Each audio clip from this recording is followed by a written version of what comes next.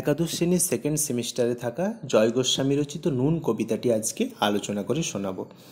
তো এই ভিডিওতে থাকবে জয় গোস্বামীর সম্পর্কে কিছু কথা এবং পরের ধাপে থাকবে কবিতাটির মূল ভাব আলোচনা এবং তার পরের ধাপে থাকবে, যেহেতু সেকেন্ড সেমিস্টার তোমাদের কি হবে না লং কোশ্চেনের ওপর হবে, তো সেই কারণে এখানের মধ্যে থেকে কোন কোন লং প্রশ্নগুলো খুব ইম্পর্টেন্ট সেগুলো একটু আলোচনা করব।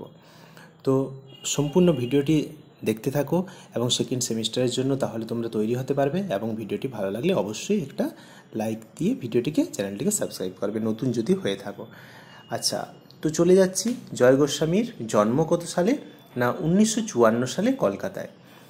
বাংলা সাহিত্যে তার লেখা উল্লেখযোগ্য কবিতার বইগুলি হলো রত্নজীব, উন্মাদের পাঠক্রম, ভুতুম ভগবান, ঘুমিয়েছ ঝাউপাতা, বজ্র বিদ্যুৎ খাতা, পাগলি তোমার সঙ্গে, সূর্য পোড়া ছাই, হরিণের জন্য একক এবং ভালোটি বাসিব, শিবির, গারদ গারদ প্রভৃতি। এগুলো হচ্ছে তার কি না তার কবিতার বই অর্থাৎ কাব্যগ্রন্থ।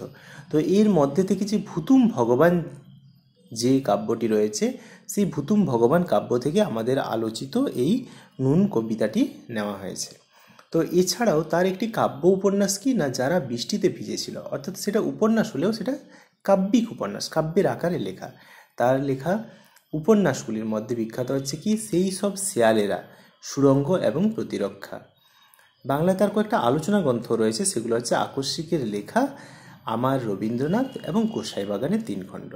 তো এটা আমি এখানে তোমাদের রিডিং পড়ে শোনালাম।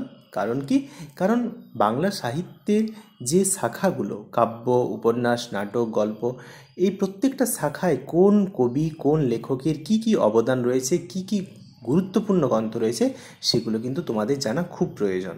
বিশেষ করে এখান থেকে কোথা থেকে নেওয়া হয়েছে সেটা তো জানা খুবই দরকার। তাহলে কোথা থেকে নেওয়া হয়েছে এই প্রশ্নের উত্তরটা তোমরা কমেন্ট করে জানিও। আমি একটু আগেই কিন্তু সেটা বলে দিয়েছি, যদি মন দিয়ে শুনে থাকো তাহলে তোমাদের কমেন্ট করতে কোনো রকম অসুবিধা হবে না। তাছাড়া আর কি কি জানতে হবে এখান থেকে না লেখক পরিচিতির একটা যদি তার সম্পর্কে একটা কাব্য, কবিতা, উপন্যাস জানা থাকে তাহলে কিন্তু বড় প্রশ্ন লেখার ক্ষেত্রে বড় প্রশ্নে তার সম্পর্কে 2-4টা কথা কিন্তু লেখা যায়। যেহেতু তোমাদের ফার্স্ট সেমিস্টার তোমাদের এমসিকিউ, সেক্ষেত্রে কোনো রকম সমস্যা থাকবে না। কিন্তু যখনই সেকেন্ড সেমিস্টারে তোমরা বড় প্রশ্ন লিখতে হবে তখন কিন্তু এরপর লেখকদের কথা লিখতে হবে, কারণ তোমরা ধীরে ধীরে বড় হচ্ছ, লেখার স্ট্যান্ডার্ডটি কিন্তু বাড়াতে হবে। তো এবার আমি কবিতায় চলে যাচ্ছি সরাসরি। কবিতার নাম হচ্ছে নুন, লেখকের নাম জয় গোস্বামী, কবির নাম জয় গোস্বামী। তো এই কবিতাতে প্রথমে কবি কি বলছেন, আমরা তো অল্পে খুশি, কি হবে দুঃখ করে আমাদের দিন চলে যায় সাধারণ ভাত কাপড়ে। তাহলে আমরা কি না অল্পে খুশি, খুব বেশি কিছু আমাদের দরকার নেই, আমরা খুবই অল্পে খুশি, আমাদের সাধারণ ভাত কাপড় সামান্যটুকু হলেই আমাদের দিন চলে যায়। সাধারণ ভাত বলতে অন্ন এবং কাপড় বলতে বস্ত্র। তাহলে আমাদের অন্ন এবং বস্ত্র যদি বিন্দু মাত্র আমরা পেয়ে থাকি তাতেই আমরা খুশি, তাতেই আমাদের দিন চলে যায়, আমাদের আর কোনো কষ্ট থাকে না, আমাদের বিরাট কিছু চাহিদা থাকে না, বিরাট কিছু চাহিদা নেই, আমরা সাধারণ মানুষ, অল্পতেই আমরা সন্তুষ্ট। তারপরে কবি কি বলছেন, চলে যায় দিন আমাদের অসুখে ধার দেনাতে। তাহলে কিভাবে দিন চলে যায় না অসুখে এবং ধার দেনাতে।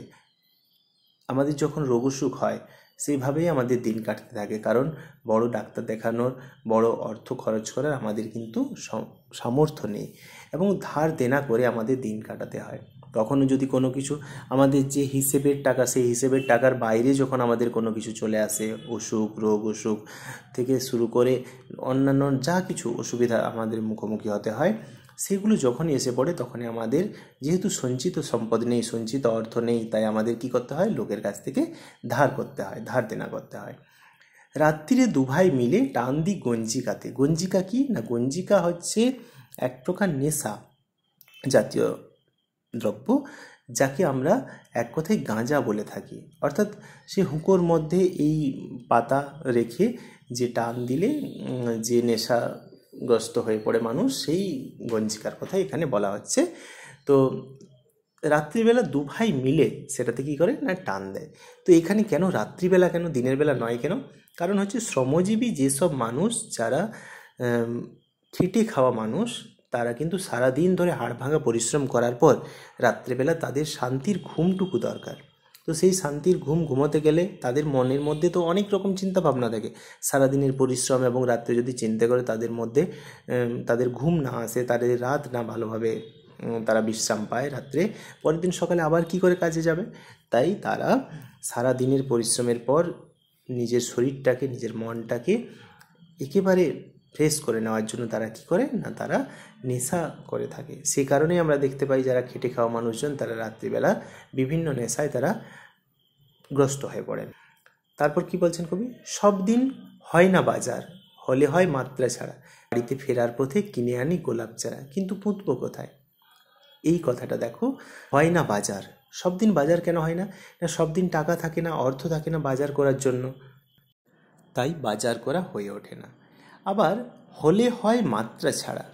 মাত্রা ছাড়া কেন হয় না, যেদিন হাতে টাকা থাকে, যেদিন অর্থ চলে আসে, সেদিন কিন্তু একটু মাত্রা ছাড়া বাজার হয়ে যায়। কারণ কি, এই কথার মধ্য দিয়ে বোঝানো হচ্ছে শ্রমজীবী মানুষরা কিন্তু বেহিসাবি। তারা কিন্তু হিসেব করে চলতে পারে না যে পরের দিনে আমি যদি অর্থটা সঞ্চয় করে রাখতে পারি তাহলে কিন্তু পরের দিন আমার দিনটা কম খাটলেও, অল্প রোজগার হলেও কিন্তু চলে যাবে। এই হিসেব তারা রাখে না।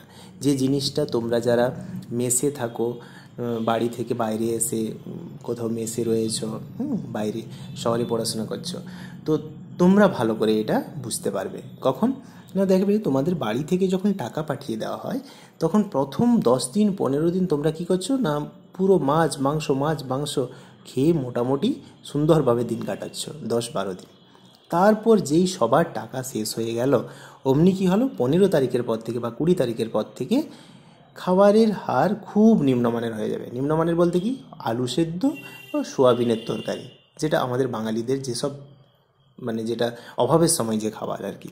তো তাহলে তোমরা এটা নিজেরাই বুঝতে পারছো যে যখন টাকা থাকে না তখন আমাদের খাবার জোটে না, আবার যখন টাকা থাকে তখন কিন্তু আমরা মাত্রা ছাড়া খেয়ে ফেলি। তো এইরকমই শ্রমজীবী মানুষরাও তারা কি করে না, যখন কোনো দিন বাজার হয় না, আবার কোনো দিন খুব মাত্রা ছাড়া বাজার হয়ে যায়। আবার বাড়ি ফেরার পথে কিনে আনি গোলাপ চারা। তারা যখন বাড়ি ফিরে আসে, যেদিন মাত্রা ছাড়া বাজার হয় সেদিন কিন্তু তারা, তাদের মনের মধ্যেও তো রয়েছে কিছু ভাবনা, কিছু কল্পনা, এবং তাদের মনের মধ্যেও তো লুকিয়ে আছে কিছু ভাব। তো সেই ভাবের বশে, সেই ভাবনার বশে, সেই কল্পনার বশে তারা কি করে, তাদের মনটাও একটু রোমান্টিক হতে চায়।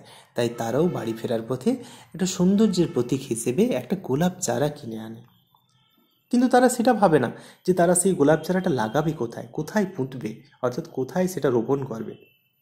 সেই ভাবনা তাদের মধ্যে থাকে না। নিয়ে তো চলে আসে কিন্তু সেটা লাগানোর জায়গা নেই। তো নিয়ে আসার পর তারপর যখন লাগানোর জায়গা নেই তখন তাদের মধ্যে ভাবনা আসে, ফুল কি হবেই তাতে? তাহলে নিয়ে তো আসা হয়েছে, এবার লাগানোর জায়গা নেই, তাহলে মনকে তো সান্ত্বনা দিতে হবে যে ও লাগিয়েই বা কী হবে, কারণ সেখানে কি ফুল হবে আদৌ, ফুল কি ফুটবে তাতে? তাহলে না লাগালেও কোনো যায় আসে না।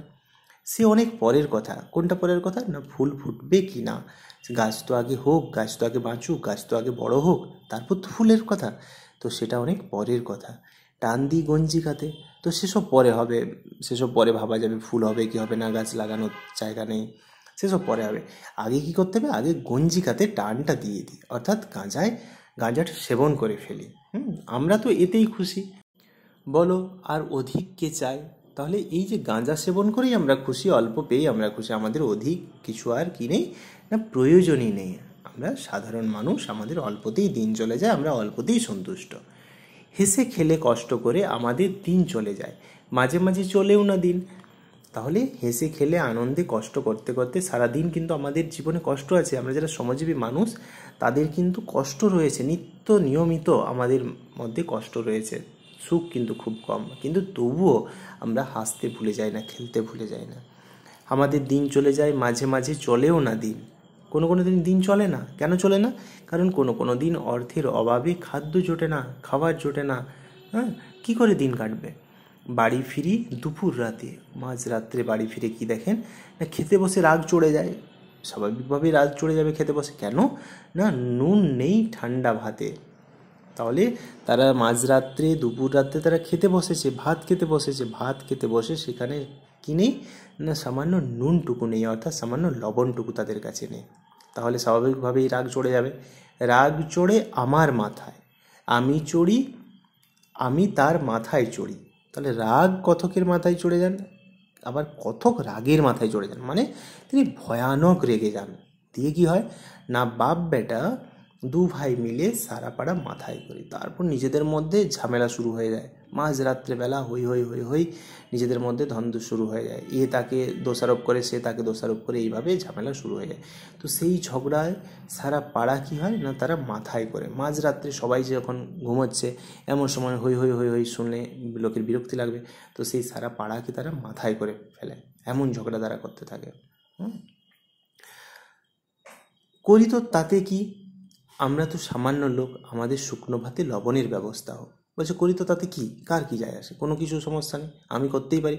তো আমরা সামান্য লোক, তাই আমাদের আর বেশি কিছুর প্রয়োজন নেই। সেই শ্রমজীবী মানুষের প্রতিভূ হিসেবে, শ্রমজীবী মানুষের মুখ দিয়ে কবি তার লেখনীতে এ কথাই বলছেন যে আমাদের বেশি কিছুর প্রয়োজন নেই, আমাদের সামান্য ভাতে, শুকনো ভাতে একটু লবণের ব্যবস্থা হোক, অর্থাৎ একটু নুনের ব্যবস্থা হোক।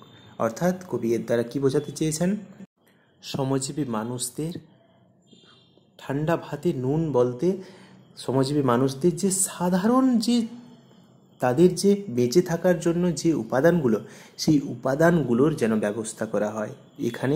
এখানে কবি দরিদ্র অভাবী মানুষদের জীবনের যে দুঃখময় চিত্র তিনি এখানে ফুটিয়ে তুলেছেন, সেই তাদের দুঃখ দূর করার জন্য প্রশাসনকে, সরকারকে তিনি এখানে সরকারের দৃষ্টি তিনি গোচর করতে চাইছেন এখানে, যাতে তাদের সামান্যতম বেঁচে থাকার যে নুন ভাত কাপড়, সেটা যেন তাদের ব্যবস্থা করে দেওয়া হয়।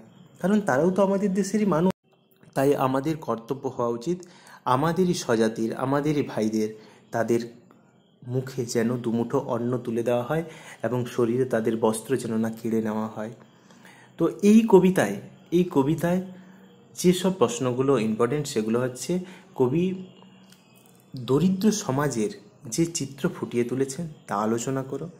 এই প্রশ্নটা এখান থেকে খুবই ইম্পর্টেন্ট প্রশ্ন। এই একটা বড় প্রশ্ন করলেই যে সে সময়ের যে সমাজ ব্যবস্থা এবং দরিদ্র সমাজের নিপীড়নের যে চিত্র আমরা কবিতায় পাই, অভাবী মানুষগুলোর যে চিত্র, তো এই প্রশ্নটা করলে এখান থেকে যেমনই প্রশ্ন আসুক না কেন তোমরা কিন্তু লিখতে পারবে। তো এই একটা প্রশ্নকে ভালো করে রেডি করবে, তাহলে এখান থেকে মোটামুটি তুমি সমস্ত প্রশ্নের উত্তর লিখতে পারবে। তো আবার একবার বলি, কবিতাটি যদি সম্পূর্ণ শুনে থাকো এবং ভালো যদি লাগে, অবশ্যই চ্যানেলটিকে সাবস্ক্রাইব করে কাছে